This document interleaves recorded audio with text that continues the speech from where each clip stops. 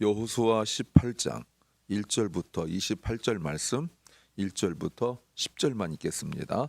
이스라엘 자손의 온 회중이 실로에 모여서 거기 회막을 세웠으니 그 땅 이미 그들의 앞에 돌아와 복종하였음이나 이스라엘 자손 중에 그 기업의 분배를 얻지 못한 자가 오히려 7지파라.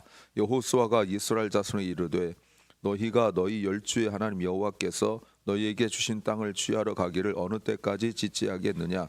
너희는 매 지파에 3인씩 선정하라. 내가 그들을 보내리니 그들은 일어나서 그 땅에 두루 다니며 그 기업에 상당하게 그려 가지고 내게로 돌아올 것이라.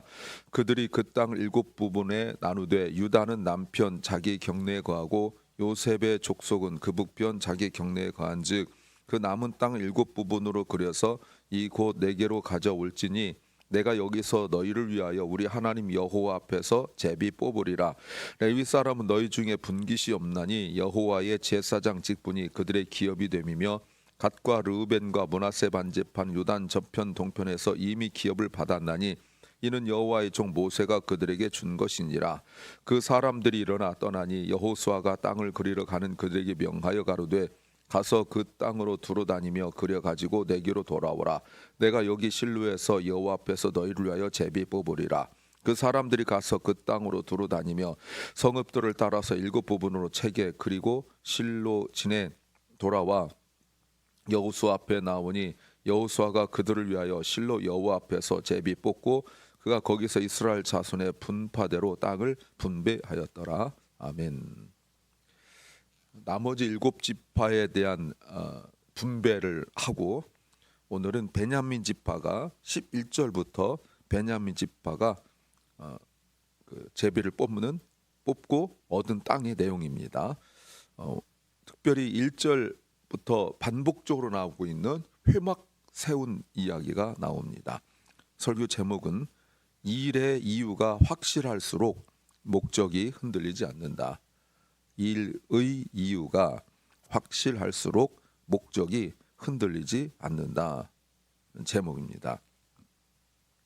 우리가 하는 그 일의 그 분명한 이유, 세상에서 말하는 거 말고요. 우리 신앙 안에서 분명하고 확실한 일의 이유가 있어야 됩니다. 이게 일의 이유가 확실할수록 목적이 흔들리지 않나요? 그러니까 목적이 자꾸 흔들리고 가다가 주저하고 가다가 머뭇거리고 아니면 다른 길로 가는 것은 의지 문제가 아닙니다. 이유가 분명하지 않은 거예요. 왜 그 사람들이 아침에 이게 게으르고 그럴까요? 일의 목적이 분명하지 않으니까 그런 거예요. 그러니까 아침에 특별히 일어나서 할 일이 없는 거예요. 그러니까 뭐 미적대고 뒹굴뒹굴하고 이거밖에 안 하죠. 그렇게 게으르고 그렇게 그냥 뭐 TV나 인터넷만 하고 게임만 하고 유튜브만 보고 있는 게 왜 그런 거예요? 일의 목적이 분명하지 않으니까 그런 거예요. 그러니까 일이 뭐 많고 적고가 아닙니다. 왜 내가 이 일을 하는지 분명하게 깨닫지 못하니까 그러는 거예요. 무엇을 알아야 될까요? 첫째는 의외로 단순하다는 겁니다. 모든 사람들이 1절에서 지금 복종했는데 2절 이스라엘 자손 중에 그 기업의 분배를 얻지 못한 자가 오히려 7지파라. 7지파. 앞에서 이미 유다 지파 그리고 요셉 지파 2지파가 므낫세 에브라임 지파가 받았죠. 그런데 함께 전쟁하고 수고했는데 지금 이렇게 받지 못하고 있다라고 말합니다. 근데 왜 이들 7지파가 남았죠? 여호수아가 그들에게 말합니다. 너희가 3절에 너희가 너희 열주 하나님 여호와께서 너희에게 주신 땅을 취하러 가기를 어느 때까지 지체하겠느냐? 어느 때까지 머뭇머뭇 거리겠느냐? 미룬다는 겁니다. 게으름 핀다는 거예요. 왜 그럴까요, 여러분? 왜 이렇게 머뭇거린다고 생각합니까? 왜 이렇게 게을러졌다고 생각하세요? 아직 때가 아니라고 생각하는 겁니까? 아니면 그동안 전쟁하느라고 너무 지쳐서 그런가요? 그렇다면 다른 지파들도 그래야 되거든요. 근데 왜 그랬을까? 어제 본문 때문에 그렇습니다. 어제 본문에 17장에서 무슨 내용이 나오냐면 14절에 요셉 자손이 여호수아에게 말할 때 여호와께서 지금까지 내게 복을 주심으로 내가 큰 민족이 되었거늘 당신이 나의 기업을 위하여 한 제비 한 분깃으로 내게 주심은 어찌미니까. 네. 왜 그래요? 요셉 지파의 불평의 영향이에요. 저렇게 큰 지파도 저렇게 므낫세 에브라임 지파로 2배를 받은 요셉 지파가 여호수아 앞에 하나님 주신 것을 감사하고 만족하지 않고 불평하는 것을 보고 다른 사람들이, 다른 지파가 모두 영향을 받은 거예요. 여러분 이게 보세요. 또 나오잖아요. 그러니까 이스라엘 사람들이 누구 하나만 불평하면 그 영향이 전부 다에게 가요. 어느 뭐 이름도 없고 유명하지도 않은 사람 불평하는 거야 뭐 큰 영향이 없겠지만 12정탐꾼 중에 10정탐꾼이 믿음의 말이 아닌 것 가지고 정말 거의 온 백성들이 다 영향을 받았잖아요. 그러니까 어느 위치에 있는 사람, 교회에서도 어느 위치에 있는 직분에 있는 사람은 그저 생각난 대로 말하면 안 돼요. 어릴 때야 그럴 수 있죠. 어릴 때야. 그런데 직분을 받고도 여전히 옛날과 똑같이 말하면 그 영향이 굉장히 큽니다.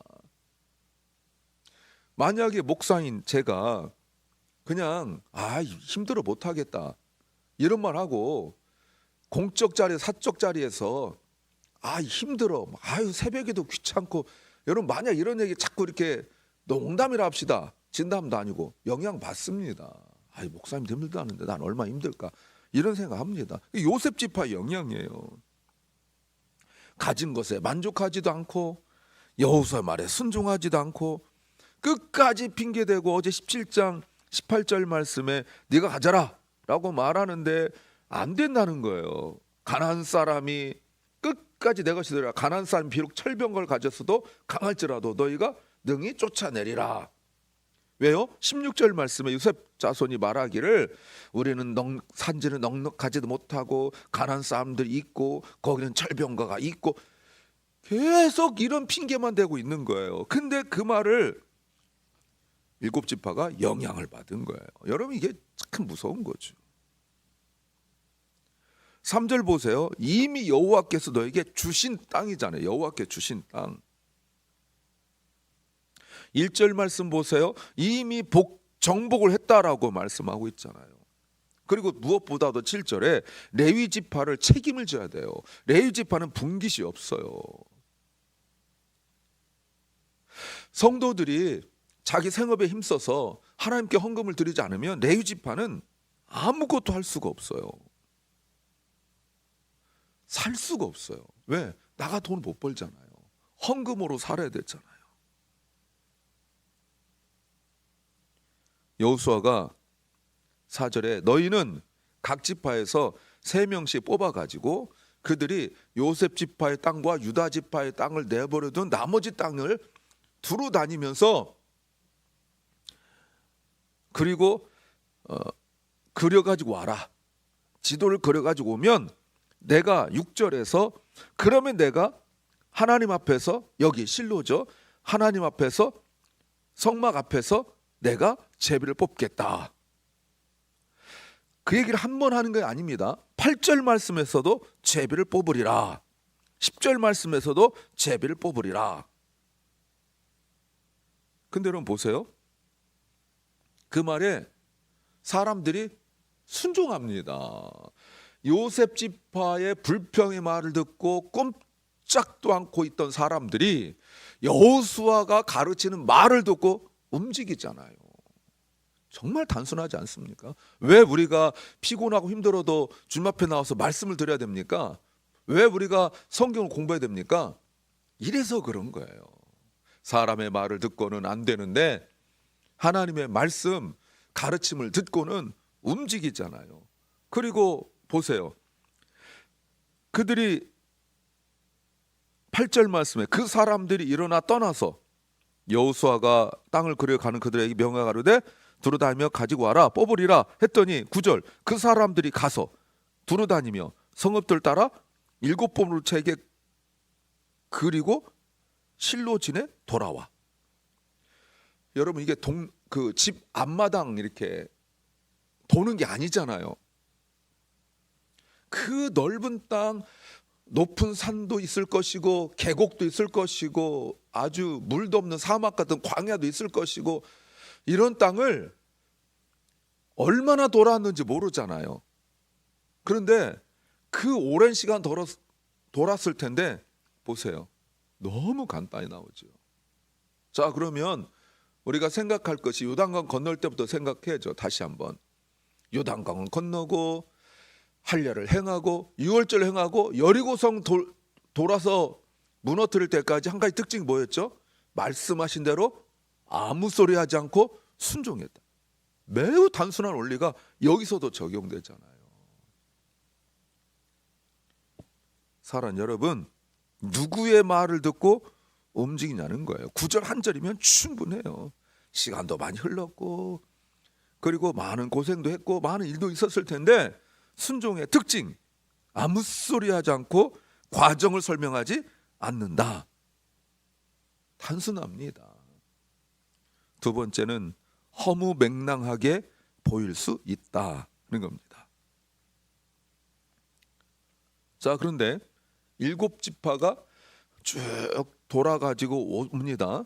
9절에서 왔죠. 그랬던 10절 여호수아가 그들을 위하여 실로 여호와 앞에서 제비를 뽑아요. 그리고 땅을 분배했어요. 이게 가능한 일이냐 이 말입니다. 왜요? 아직 다 땅을 정복한 게 아니거든요. 그러나 3절 이미 여호와께서 너에게 주신 땅, 이미 과거예요. 땅을 가져라. 이런 믿음이 아니면 이거는 웃기는 이야기입니다. 허무맹랑한 이야기라 이 말이에요. 아무것도 뭐 전혀는 아니지만 그래도 땅을 많이 차지했지만 땅을 분배할 때 어제 요셉 지파의 말대로 산지도 있고 그리고 철병거 있는 곳도 있고 아직 점령하지 못한 땅이 많아요. 그런데 금을 그어가지고 오래요. 여러분 이게 믿음이 없으면 하나님이 말씀하시는 게 다 허무맹랑하고 믿음의 사람들이 하는 말이 믿음 없는 사람이 들으면 이거는 말도 안 되는 웃기는 소리 하고 있는 거예요.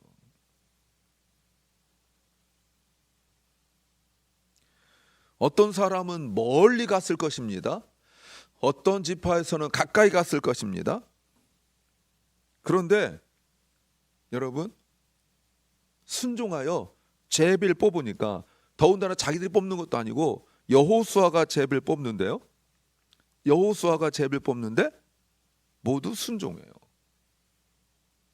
땅을 여러분 안 보면 모르는데 봤는데 아이들도 어린아이 때 뭐 이렇게 형 누나 뭐 또는 이게 동생들 이렇게 있을 때 엄마가 아빠가 이렇게 나눠줄 때 내 것도 있지만 보잖아요. 벌써 보면 비교가 되는데 여러분 보세요.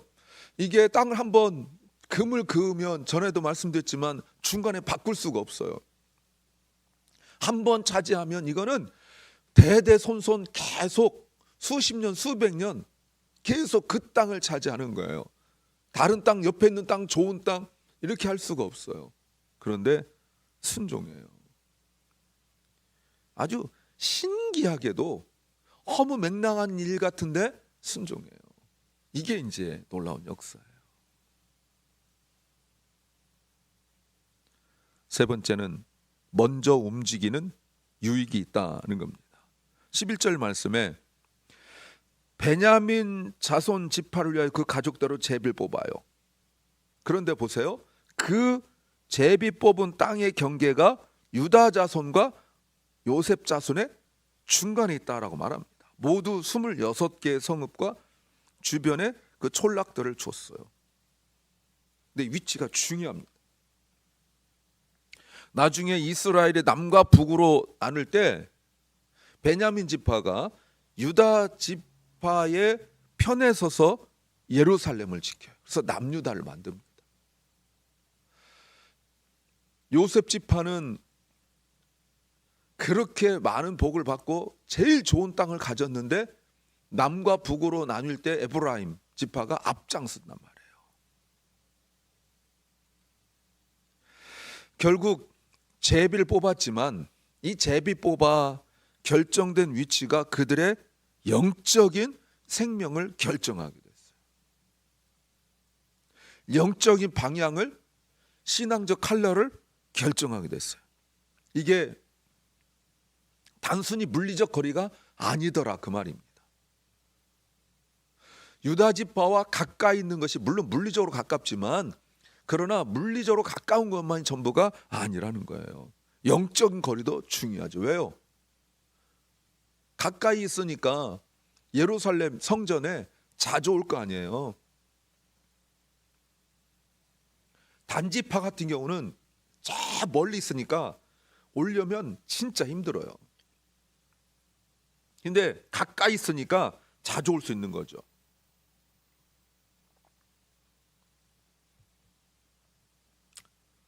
보세요.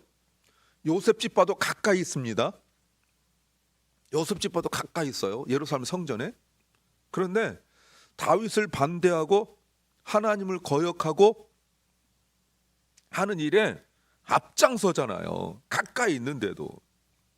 그러니까 영적인 거리가 매우 중요하다는 거예요. 그래서 야고보서 4장 8절 말씀에 하나님을 가까이 하라. 그것이 복이다. 라고 가르쳐 주시잖아요. 왜요? 하나님 우리를 가까이 하시니까 말이죠. 근데 지역 이름들이 우리가 익숙한 이름들이 좀 있어요. 13절 말씀에 루스가 나옵니다. 여러분 루스가 어디냐면 베델이죠. 창세 28장에 베델이란 말입니다. 그리고 길갈이 있죠. 21절에 여리고도 있습니다. 28절에 보시면 예루살렘이 여부스 곧 예루살렘이 있습니다. 성전이죠. 그들의 신앙에서 잊을 수 없는 장소들이에요. 그런데 이게 우리가 이 지역을 우리가 여기 LA 살으니까 뭐 라하보라 하시엔다 우리는 알잖아요. 근데 지금 지명만 봐가지고는 우리가 그 지역이 어떤지 잘 모른단 말이죠. 근데 이 자료를 보면 위치는 좋은데 예루살렘 성전에 가까워서 위치는 좋은데 땅은 별로 안 좋아요. 요셉 지파의 땅은 좋아요.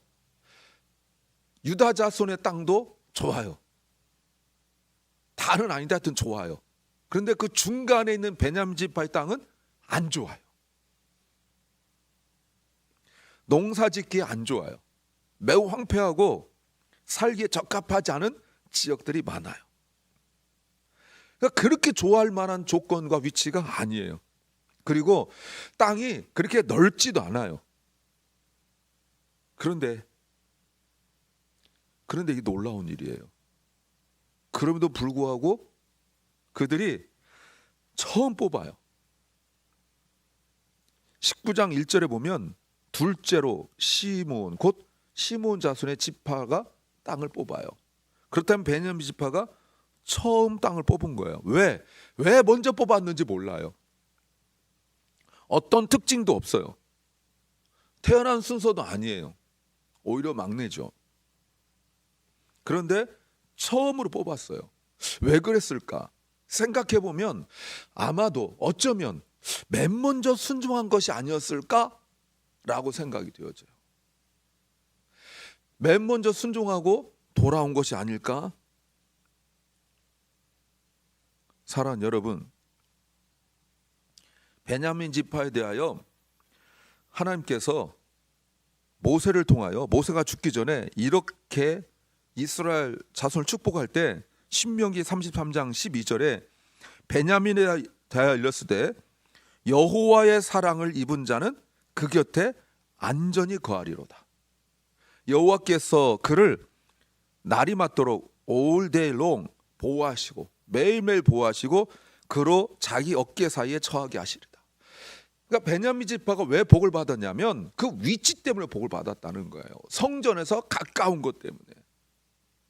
그리고 실제로 그냥 제비 뽑았는데 성전 가까이 뽑은 거예요. 보세요.